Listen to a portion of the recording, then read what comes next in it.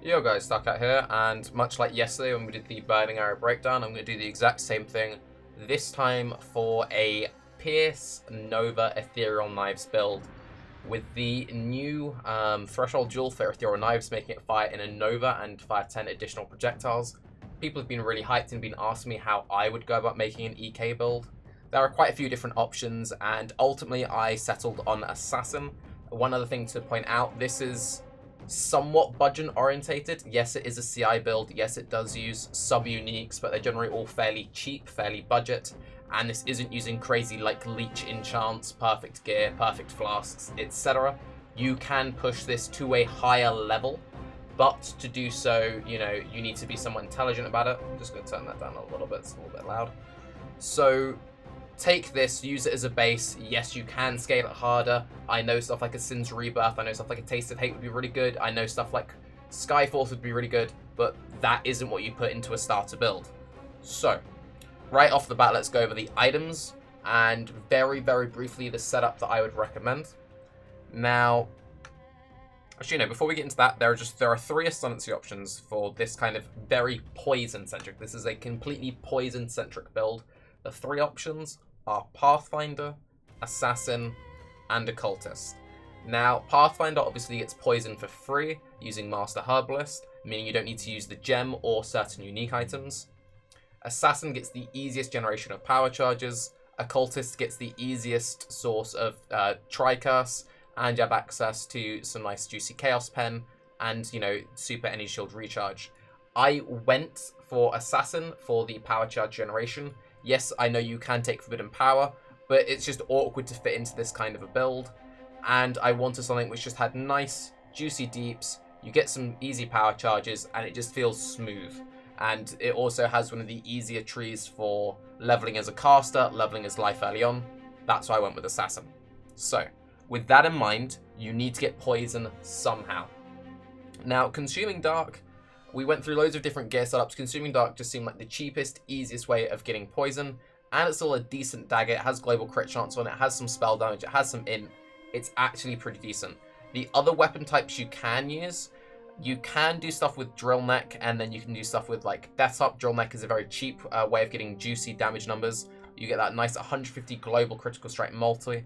And the Drill Neck gives you crazy poison double dipping. The downside is you lose the access to shield charge, meaning you don't have a very good movement skill, and you lose a lot of flat ES. So you can see we have 15k ES with like fairly good gear put into here. For a DPS comparison, with max wither stacks, everything active, we have something like 4 mil DPS. With the Drill Neck, with the Death's Harp and the Drill Neck, and then we need to go into the skills, turn poison on, turn control destruction off. You can see you go up to about 5.3 mil. So the DPS is real, but the thing is, you don't really need that much DPS. You do get worse movement options, and you do lose about 2k flat energy shield. If you do use Drill Neck, you also have the option of using Dark Scorn for certain content. So if you know that you're going to be farming a lot of Uberlab, you could do Dark Scorn for that 50% of Fizz taken as Chaos damage. It's still okay because it converts 25% of your Fizz into Chaos. It's still a pretty big DPS loss, but it's still more damage than using Consuming Dark, and it does have that mitigation built in there. It's something you can play around with. The other option I'd recommend for bows would be using a Quill Rain. The reason why I'd recommend a Quill Rain is it has that juicy prod speed. You can have up to 100% increased prod speed. Prod speed equals AoE in a Pierce EK build. And the super fast attack speed makes running like a Frenzy Curse on hit setup very easy. Pick your poison, but for most people, I would just recommend going with the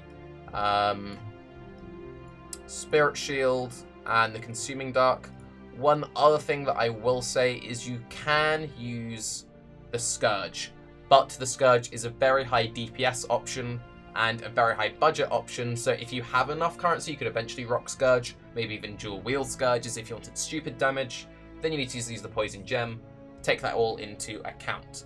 The other important items that I would recommend, I would highly recommend the Brine Rot Whalers. They give decent energy shield, decent movement speed, and they give you some projectile damage scaling and some physical damage scaling, both of which scales are EK, and you get immunity to shocked ground with even a little bit of lightning res. Basically, pretty good boots. They'll be fairly accessible next league. They're generally always fairly cheap.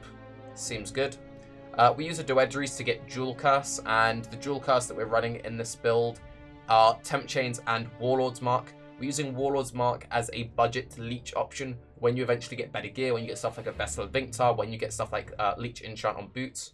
You drop the Warlord's Mark and use something like a Witchfire Brew, but starting out you need that leech, you need that sustain, so this is the easiest way of doing it and the cheapest way of doing it. Use a Diamond Flask, you need a Diamond Flask to get a stupidly high crit cap. Sulfur Flask. Sulfur Flask is really good when it comes to raw damage. A increased effect Sulfur Flask without any flask effect in the tree is 50% increased damage. This double dips, so this is a shit ton of damage. You don't have to use it, but if you want to just have damage, use it. It's Zeri's Promise, damage, and it gives you some leech.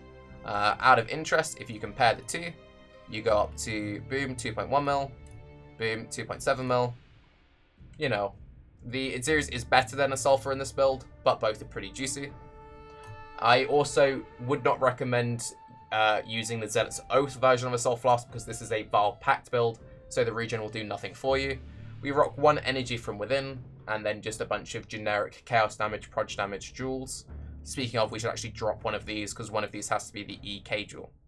So, with all of that in mind, the only other things which are slightly important is for your other ring socket, you would ideally want a...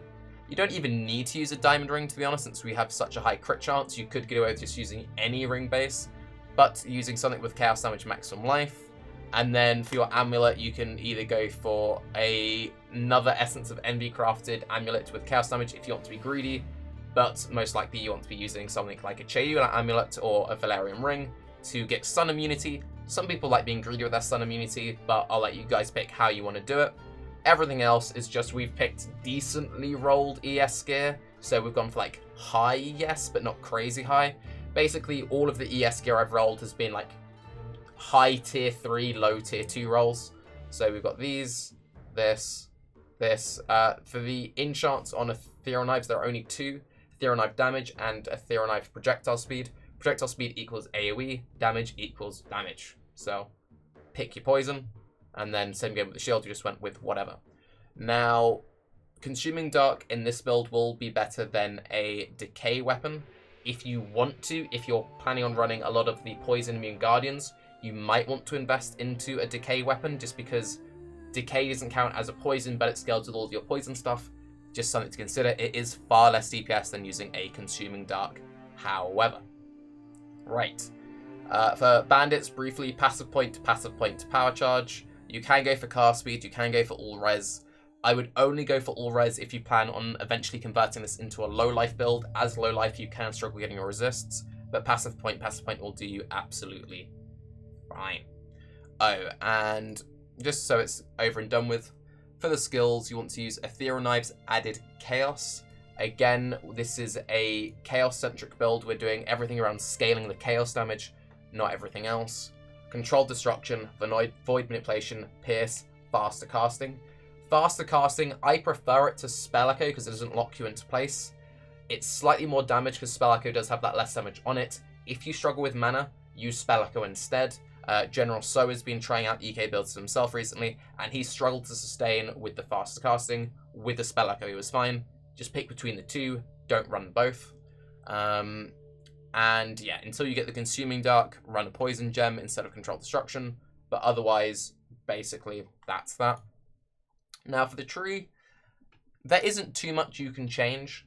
One important thing to note is Potency of Will is incredibly powerful. Potency of Will is more DPS than basically anything else on the tree. If you drop these 3 points, you can see how big of a DPS loss that is compared to dropping those 5 points. Like, these 3 points are insanely good. They also give you access to Skittering Runes if you do a Tri-Curse version. The only other things I could maybe recommend would be possibly making the push over to Whispers of Doom, and then maybe going Tri-Curse or dropping the Doedries. But otherwise, as a core base tree, this just has everything quite neatly into a package. The other things you have to potentially explore would be to come down into Ballistic Mastery for more proj speed, that's more range, get all of this juicy proj damage, and then stuff like Primal Spirit. And you can take Force Shaper, although Force Shaper isn't as much DPS as you would get from just scaling generic chaos damage.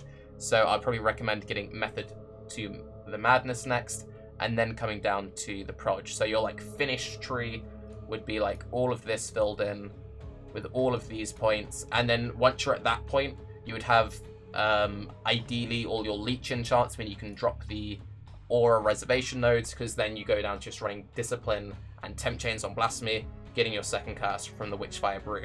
So that is what your like completely finished tree would look like. But otherwise, it's pretty straightforward. Root through, get all the good stuff, get Vol Pact pretty early on, get the Pierce pretty early on. If you don't want to run the Pierce, you can use Projectile Weakness. This is a build with no AoE, so our Blasphemy range isn't very large, which is why I didn't want to use Projectile Weakness in the build. You can use it, but you're not going to be, you know, really off-screening everything. I just prefer this kind of version. As you can see, it is incredibly tanky with 15k energy shield if you use the shield, so you don't need to invest too heavily.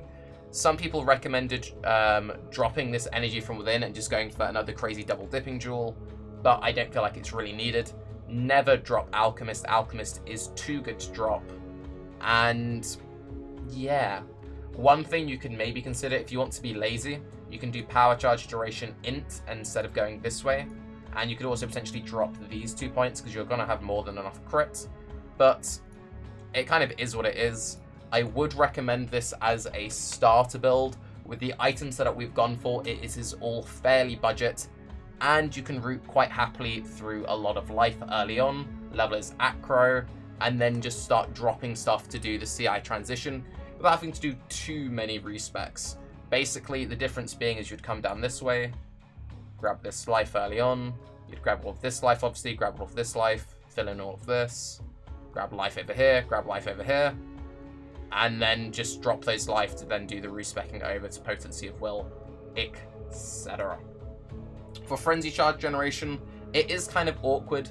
You could use the unique item Victario's Acuity. Victario's Acuity is a very interesting item in the fact that it gives you both the power charges and the frenzy charges, and if you did do this build as either a Pathfinder or a Cultist, I would say this is basically best in slot. The reason being, not only does it give you the power and the frenzy charges, it also gives you really juicy projectile speed and projectile damage. This is an amazing item. The reason why I don't like it, however, is for bossing, you're still going to need a way to generate your power charges. So you're going to want some kind of like Orb of Storms, power charge on crit setup, and it can just be a little bit clunky. Also, this item, while it will be fairly accessible next league, it could potentially skyrocket in price if 1 or 2 streamers plan on using it. So it isn't the safest thing to build around, which is why I do recommend the Assassin. All of that being said, I do feel like with the perfect ideal gear, the perfect flasks, the Pathfinder will have the superior defense. So yeah, Yoji would always say pick Pathfinder, so if you trust Yoji, do that. If you're playing in hardcore, this is a safe, budget way of doing this build without going too crazy with it. Hopefully this helps you guys out, and obviously with the new passive skill tree coming out soon TM, you can expect some minor changes to the tree, but most of the changes are happening in sort of this section and down here. So in all honesty, you shouldn't expect more than like 1 or 2 points being swapped around. Maybe the effective value of 1 or 2 nodes might be slightly altered, but I think you're basically gonna be fine. I'm Tarke, have a good day, bye-bye.